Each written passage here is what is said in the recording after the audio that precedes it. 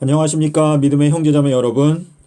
저는 오늘 이 시간에 지난 영상에서 누락된 부분이 있기 때문에 그 내용을 추가적으로 말씀을 드리기 위해서 이 영상을 만들게 되었습니다. 저희가 마가복음 13장 23절에 보시면 예수님께서 말씀하시기를 너희가 주의하라, 조심하라 라고 말씀하시면서 내가 너희들에게 모든 것을 미리 말하였노라 라고 하셨습니다.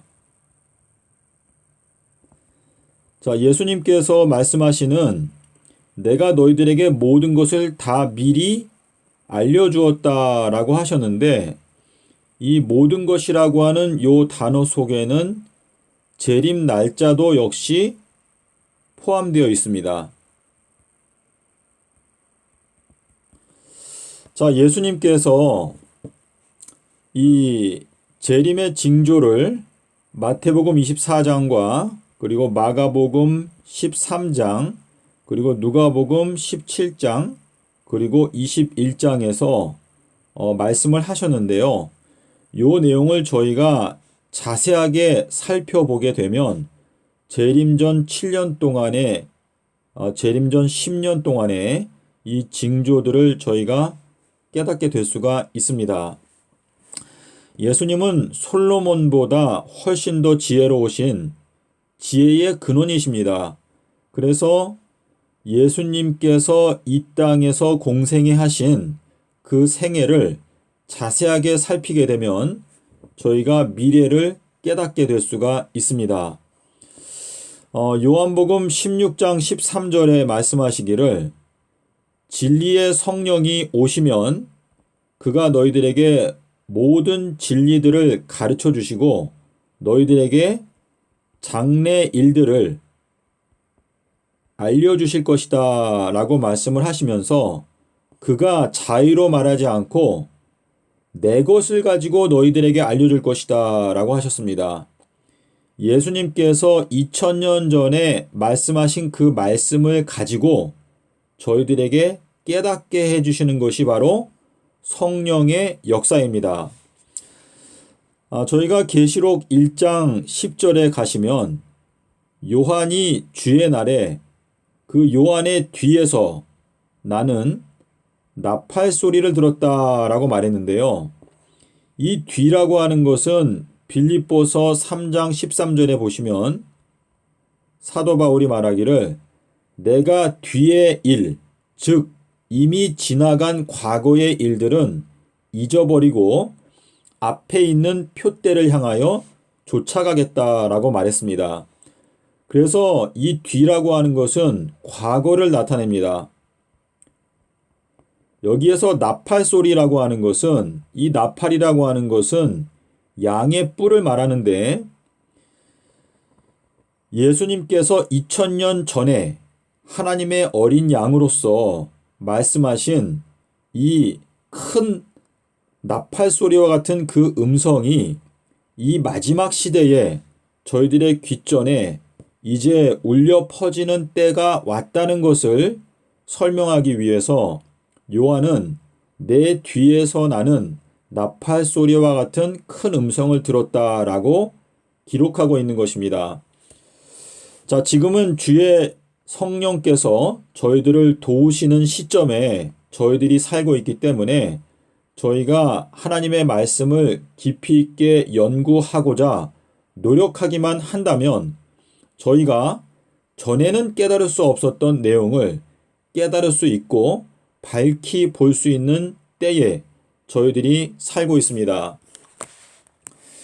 자, 지금 2020년도에 저희가 들어왔는데요. 이 2020년은 광야에 가까운 에브라임이라고 하는 곳에 예수님께서 거주하시고 계시는 시점에 저희가 살고 있습니다. 자, 여러분 2020년부터 2023년까지 요때는 해산의 고통, 자, 해산 고통은 2023년 3월 달까지인데요. 3월 22일까지. 자, 요 해산의 고통, 요 내용은 마태복음 24장 6절 또 7절, 그리고 마가복음 13장 8절, 그리고 누가복음 21장 11절, 그리고 데살로니가 전서 5장 3절, 그리고 계시록 12장 2절. 예, 여기에 보시면은 해산의 고통은 바로 온역과, 자, 지금 코로나가 온 세계의 가장 뜨거운 뉴스인데, 이 해산의 고통을 하나님께서 보내시는 이유는 이 온역이라고 하는 요 단어가 다바르, 이 다바르라고 하는 요 단어는 말씀인데요. 이 다바르는 역시 온역이라고 하는 의미를 또 다 갖고 있습니다. 이 다바르는 동음 이의어 하나의 철자를 갖고 있지만 두 가지 의미로 번역되는 단어인데, 하나님의 백성들이 하나님의 말씀을 떠나서 지금 방황하고 있기 때문에 이 교회를 깨우기 위해서 하나님께서 해산의 고통을 허락하시는 것입니다.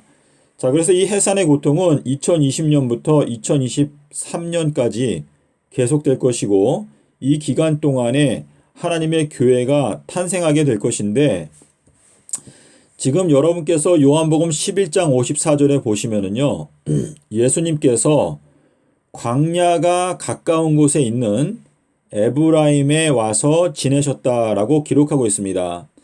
이 광야라고 하는 것은, 이 광야는 히브리어로 미드바르입니다. 미드바르.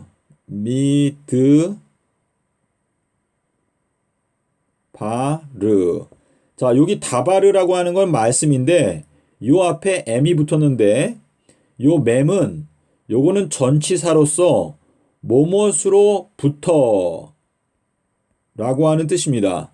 그래서 말씀으로부터 라고 하는 뜻인데, 이 미드바르라고 하는 요 단어 자체가 말씀을 나타내는데, 저희가 이 출애굽기에 가시면은요, 출애굽기에 그 모세가 바로에게 가서 말하기를, 저희가 한번 출애굽기 5장에 가보시겠습니다.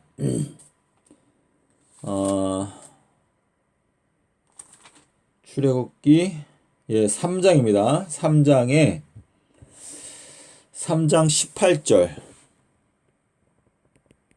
자, 3장 18절의 말씀을 여러분께 읽어드리겠습니다.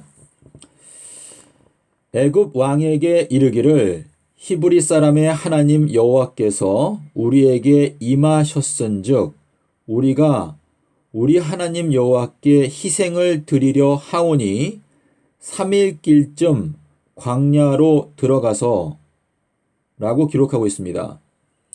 지금 여기 3일길쯤 광야로 들어간다라고 말한 것은, 요게 하나님의 말씀 속으로 우리가 여행을 하겠다라고 하는 그러한 의미인데요.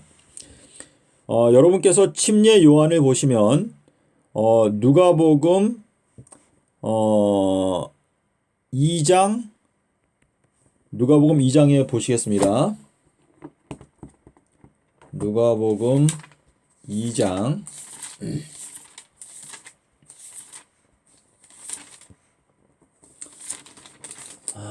누가복음 1장입니다. 누가복음 1장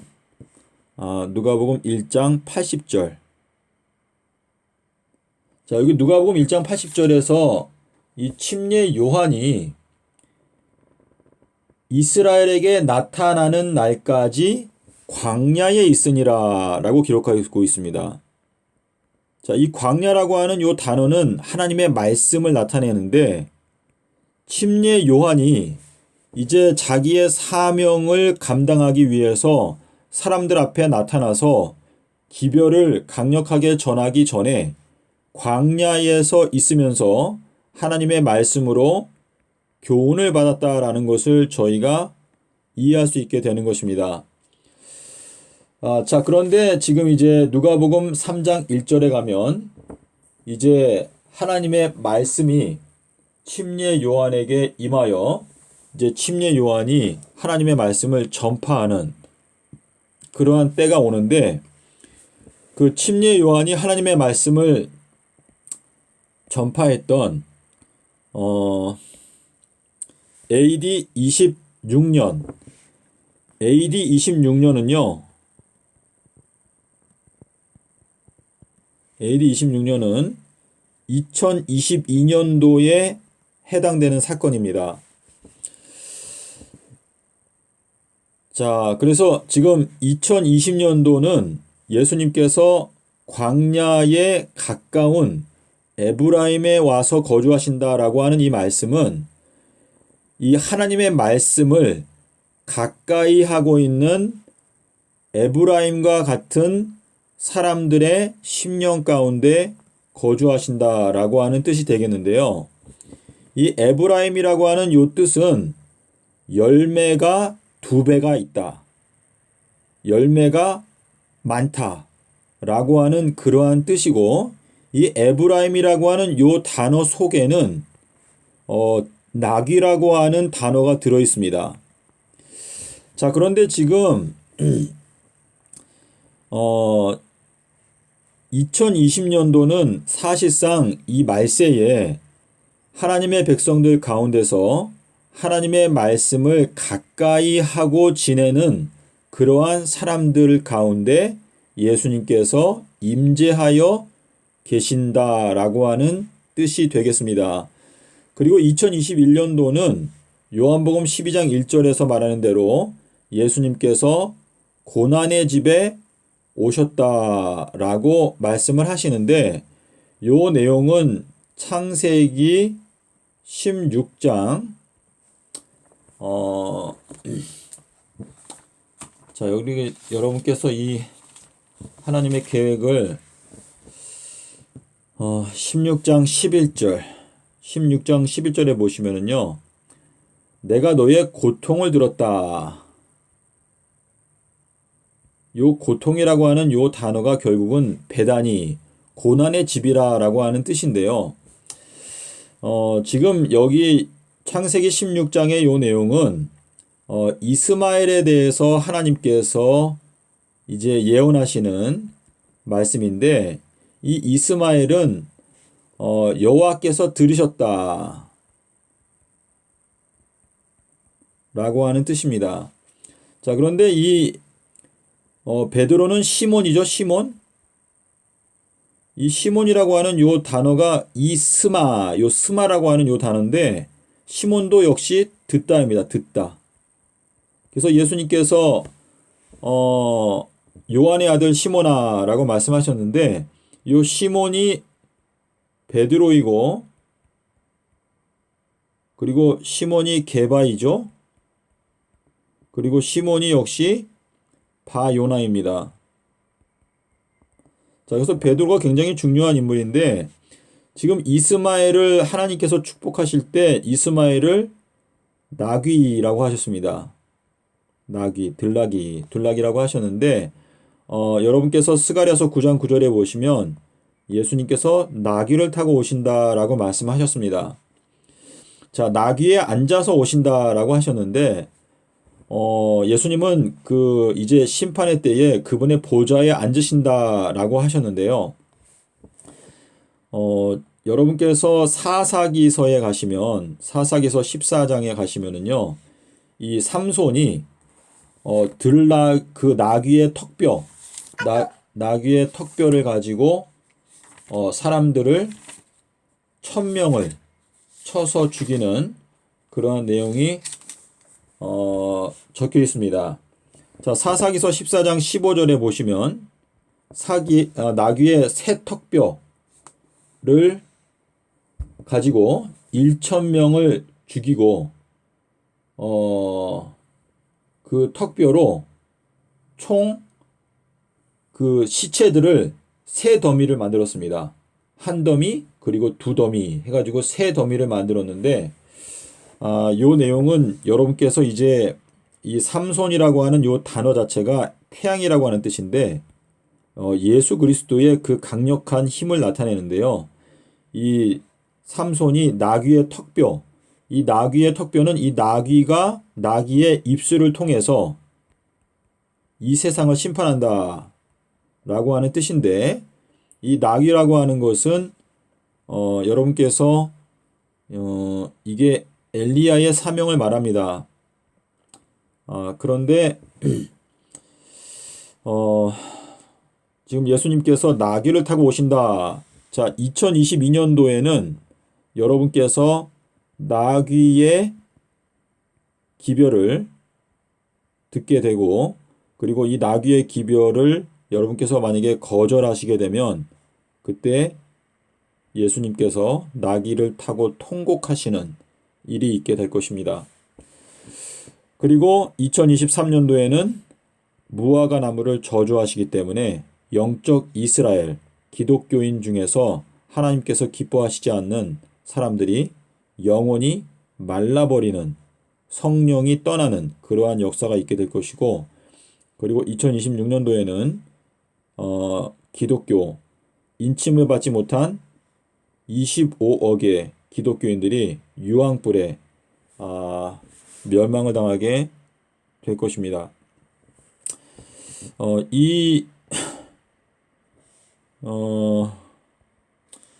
그리고 이제 2030년에는 성도들의 부활이 있게 될 것입니다. 자, 믿음의 형제자매 여러분, 지금 제가 오늘 사실 영상에서 강조하려고 했던 것은 2020년, 자, 2020년이 예수님께서 광야와 가까이 지내고 있는 에브라임, 자, 에브라임과 므낫세가 있었죠. 자, 에브라임과 므낫세를 요셉이 낳았습니다. 요셉. 자, 저희가 창세기로 가보시겠습니다. 창세기 41장.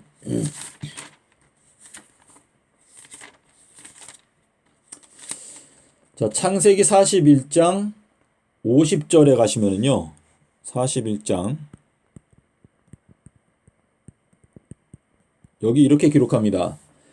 흉년이 들기 전에 요셉에게 두 아들을 낳되 곧 온 제사장 보디베라의 딸 아스낫이 그에게 낳은지라. 자, 여기 흉년이 들기 전에 두 아들을 낳았다. 근데 이 두 아들이 므낫세와 에브라임인데 지금 이 흉년은 7년이었는데 지금 이 마지막 때의 흉년은 2023년부터 시작됩니다. 그래서 이 2023년이 시작되기 전에 에브라임과 그리고 므낫세를 낳았다. 자, 므낫세가 장자이고 에브라임이 차자입니다.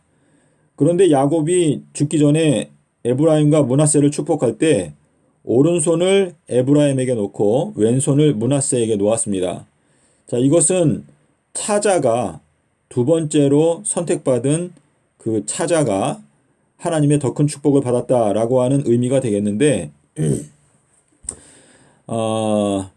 이것은 결국은 이제 처음 된 자가 나중되고 나중된 자가 처음 될 자가 많다라고 하는 그 예수님의 경고의 말씀을 이 야곱이 여기에서 어떤 그 행위로 보여준 것인데, 지금 이 에브라임과 므낫세는 결국은 이 두 증인, 계시록 11장의 3절부터 나오는 두 증인을 설명하기 위한 인물입니다. 그래서 에브라임과 므낫세. 근데 여기 보시는 대로 에브라임, 이 에브라임 근처에 에브라임에 와서 예수님께서 거하신다라고 하는 뜻은 뭐냐면 지금 현재 앞으로 두 선지자로 선택을 받을 가능성이 있는 자들의 10년 가운데 예수님께서 지금 현재 거주하고 계신다라고 하는 뜻이 되겠습니다. 자, 그러므로 여러분께서 2020년 올해 지금 온역이 퍼지고 있고 하나님께서 저희들에게 정말 부르짖고 계십니다. 그래서 오늘날 여러분께서 하나님의 말씀을 가까이 하시면 예수님께서 여러분의 마음 가운데 거주하시고 여러분들을 진리 가운데로 인도하시는 축복을 베풀어 주실 수 있는 때에 저희들이 살고 있다는 것을 기억하시고 말씀을 부지런히 연구하시게 되면 예수님께서 수요일에 돌아가시고 일요일에 부활하셨다는 것. 자, 사는 길은요. 삼낮 삼밤 땅속에서 이 말씀을 여러분께서 확실하게 연구하고 아시는 것이 바로 생명의 길입니다. 자, 우리 계시록에 가면은 세마포가 나옵니다. 계시록 19장에 가면은 그 하나님의 백성들이 세마포를 입고 흰말 탄 자를 따른다라고 말했는데, 자, 저희가 한번 가서 보시겠습니다. 계시록 19장에 계시록 19장 14절. 예, 계시록 19장 14절에 보면 여기 세마포가 나오는데요. 이 세마포라고 하는 단어가 히브리어로 이렇게 생겼습니다. 쉰.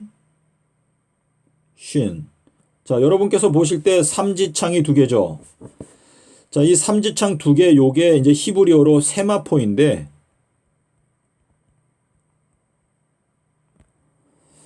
자, 이 삼지창 두 개가 결국은 삼낮 삼밤 땅 속에서 이거를 가리키는 것입니다. 이거는 저의 개인적인 생각입니다. 하지만 여러분께서 이 쉰이라고 하는 요 단어는요, 하나님께서 멸망시키는 멸망을 가리키는데, 자, 우리가 성경 구절 하나 더 보시겠습니다. 사무엘, 제 기억으로 사무엘 상인데, 예, 사무엘 상 2장 13절. 사무엘 상 2장 13절. 여기에 보면 그 엘리의 두 아들들이 굉장히 불량자인데, 그 당시에 이 제사장들이 그 고기를 삶을 때, 자, 이 고기를 삶는 이 고기 가마가 있습니다. 고기 가마가 있고, 이제 밑에서 이제 불을 떼는데, 이 고기 가마 속에 이게 고기가 있는데, 고기들이 있지 않습니까?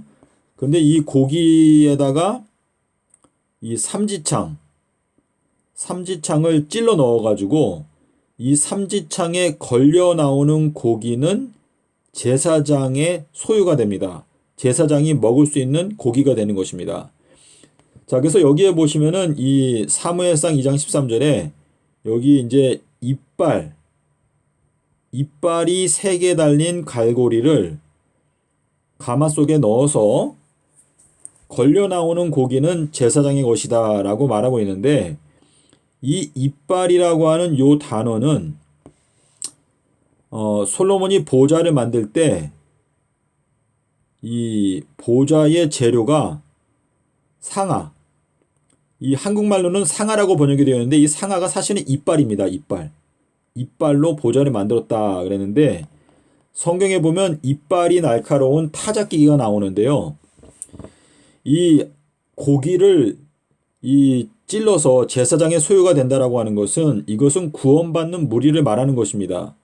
그래서 이 고기를 끓인다. 이 끓이는 것은 어떤 심판의 상징인데, 그 고기를 끓이는 가운데서 삼지창을 찔러 넣어가지고 걸려 나오는 고기는 제사장의 것, 제사장이 구원한다 라고 하는 뜻인데, 요 사무엘상 2장 13절에도 역시 삼지창이 나옵니다. 그런데 우리가 계시록에서 나오는 세마포를 입은 성도들은 이 세마포가 삼지창 두 개입니다. 그래서 이것이 결국은 예수님께서 말씀하신 마태복음 12장 40절에서 이 악하고 음란한 세대에게 주는 유일한 표적은 요나의 표적밖에 없다라고 말씀하셨는데, 마가복음 8장 38절에서 너희가 이 악하고 음란한 세대 가운데서 내 말을 부끄러워하면 나도 그 사람을 부끄러워하겠다라고 말씀하셨습니다. 자, 믿음의 형제자매 여러분, 저는 양심의 손을 얹고 여러분께서 이 마지막 때의 예언의 말씀을 깨닫기 원한다면 반드시 삼낮 삼밤 땅속에서라고 하는 이 말씀을 깨달아야 예언이 열리게 됩니다. 그러므로 이 말씀을 연구하고 빛의 자녀가 되시기를 기원드립니다. 감사합니다.